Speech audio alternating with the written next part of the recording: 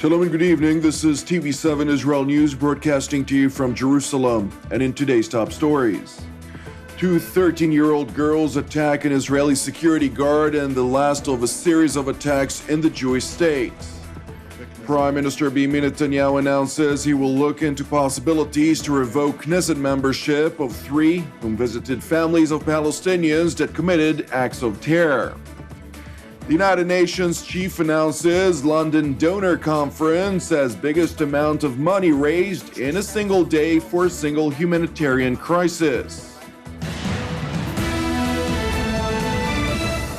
Another stabbing attack occurred, this time in the central Israeli city of Ramla, where two 13-year-old girls from Israel's Arab minority reportedly stabbed and lightly wounded a security guard at the entrance to the city's central bus station. Police, who termed the incident as nationalistically motivated, said the girls tried to enter the station when they set off a metal detector. The security guard stationed there challenged them, after which they drew knives and attacked him. במוקד מד"א איילון התקבלה קריאה לאירוע דקירה בתחנה מרכזית ברמלה. למקום הוזמנו כוחות, ניידות טיפול נמרץ ואמבולנסים. במקום שהיה עובד מד"א במקרה באירוע פרטי שלו שראה את האירוע, התחיל לטפל ראשון. צוותים שהגיעו לכאן טיפלו בבחור בן 27 עם פגיעות בגפיים ועוד שתי נפגעות חרדה. כל הפצועים פצועים קל מאוד, פונו לבית חולים אסף הרופא. The two girls were reportedly apprehended by police that arrived at the scene. Since the beginning of the wave of violence during which Palestinians conducted stabbings, shootings, and car rammings, 28 Israelis were killed and hundreds others injured in some 400 separate attacks. In other news, mourners gathered to attend the funeral of an Israeli border police woman who was killed in an attack outside Jerusalem's Old City, which occurred on Wednesday. Three Palestinians armed with guns, knives, and explosive devices killed Hadar Cohen and seriously wounded another border police woman before being shot dead by nearby officers at Jerusalem's Old City's Damascus Gate. Israel's chief of police, minister of internal security, and scores of grieving family and friends attended Cohen's funeral in the Israeli town of Yehud. אני גאה בך ומצדיע לך. תנוחי על משכבך בשלום, תהי נשמתך צרורה בצרור החיים. Meanwhile, three Knesset members of the Joint Arab List met with the family members of the Palestinians who committed terror attacks in Israel, including the father of a terrorist who murdered three in a combined stabbing and shooting attack on a Jerusalem bus. The three Israeli Knesset members, Hanin Zobi, Jamal Zakharka, and Basil Ghattas, defined the Palestinian assailants as martyrs and promised to do all in their power to return the bodies. Even though all the Joint Arab List were invited to the meeting with the families of the Palestinians who committed terror attacks, only the three Knesset members who are part of the Balad faction attended, after which they released a statement saying the Knesset members met with the families who asked to release their sons' bodies for burial. The request has been forwarded to the Israeli Public Security Minister and he is dealing with it. In response to that meeting, Prime Minister Benjamin Netanyahu stressed that Knesset members who visit families of terrorists do not deserve to serve in Israel's parliament, adding that he will examine what steps can be taken against them. חברי כנסת בישראל שהולכים לבקר ולנחם משפחות של מחבלים שרוצחים אזרחי ישראל אינם ראויים לכהן בכנסת ישראל. אני מתכוון לפנות ליושב ראש הכנסת וליועץ המשפטי לממשלה לראות באיזה צעדים ניתן לנקוט כדי להפסיק את החרפה הזאת.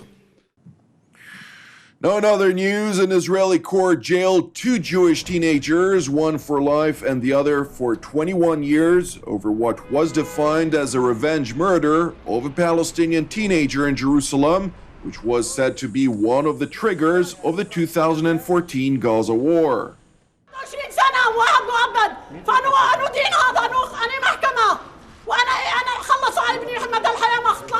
وهم يطلعوا بعد 14 سنة 10 سنين يطلعوا. ليش؟ ليش هذا مش قانون، هذا مش عدل. أنا لازم أضلني قاعد هون في المحكمة تاخذ حق ابني، ولازم يعطوه مش مؤبد، مدى الحياة لازم ياخذوه، حرام عليكم. The two defendants, whose names were withheld from publication because of their young age and an adult ringleader, were found guilty in November of the abdication and burning alive of 16-year-old Muhammad Abu Khdeir. Prosecutors said all of the accused had confessed, calling the murder a revenge for the killing days earlier of 3 Israeli teenagers by Hamas in the West Bank. The defendants sentenced were minors aged 16 and 17 when they killed Abu Khdeir. The older of the 2 teens received a life sentence. تم النطق اليوم بالحكم في خلال سنتين حاولنا قصارى جهدنا للحصول على القصاص من هؤلاء القتلة المجرمون، وحاولنا وطالبنا المحكمة بإقصاء أقصى العقوبة على هؤلاء القتلة. طالبناهم بإسقاط حكومة السجن المؤبد. نحن نؤكد أن هذه هي الجولة الأولى فقط في المعركة القانونية. Lawyers for the 2 teenage defendants did not immediately comment on their sentences. Life terms in Israel are often commuted to 25 years imprisonment, with some inmates offered parole for good behavior after serving 2/3 of their sentence. Now to the rising concerns regarding the construction of attack tunnels by the Islamist Hamas in Gaza. A new report published by Israel State Comptroller Yosef Shapira found grave deficiencies in the military's preparation for the tunnel threat in the years preceding the last Gaza war, which occurred during the summer of 2014 and is titled by Israel Operation Protective Edge, as well as during the war itself. A senior defense official responded sharply to the report, saying that the conduct of the state comptroller was scandalous and populist. The official accused the state comptroller of issuing his statement based only on a first draft of a report he received on the matter before members of the security establishment had ever seen it, in order to improperly and unfairly earn points from the Israeli public and to cynically ride what the official described as the media wave. Officials in the state comptroller's office said that the draft document that strongly condemns the conduct of Israel's security establishment regarding the tunnel threats had been relayed to Prime Minister Benjamin Netanyahu, Defense Minister Moshe Ya'alon, and IDF Chief of Staff Gadi Eisenkot due to the urgency of the tunnel issue, which poses an ongoing threat to Israel's southern communities. Now to another matter. German Chancellor Angela Merkel announced that the European Union will do whatever it can to improve export conditions for the countries bearing the brunt of Syria's refugee crisis, including possible trade preferences. Die Europäische Union wird alles daran setzen, auch die Exportbedingungen aus diesen Ländern zu verbessern, bestimmte Handelspräferenzen zu geben, damit die Produkte dann auch ihren Absatz finden können. Denn nichts ist besser für Menschen, wenn sie Arbeitsmöglichkeiten finden.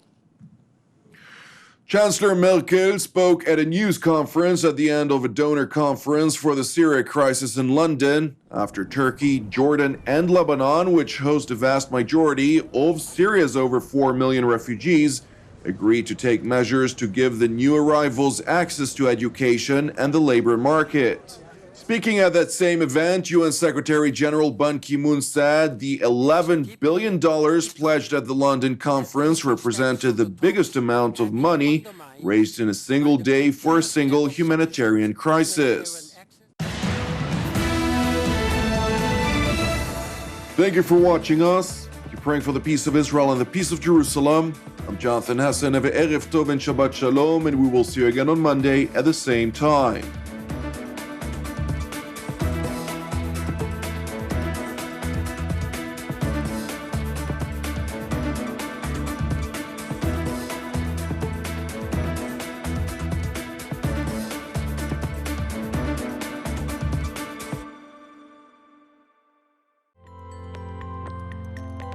In order to donate to TV7 Israel News, please follow these simple steps. First, press the Donate logo, located at the bottom left side of TV7 Israel News Facebook page, or on the Donate tab at the head of the page. Then insert the amount you'd like to donate, and fill in your credit card information. Just like this. And press Review Donation and continue. After reviewing your donation details, please press Donate to finalize your donation. That's it! Your donation is now complete, and an email with your donation details has been sent to your email address. You can also print your donation receipt by pressing the link here. Thank you for supporting TV7 Israel News.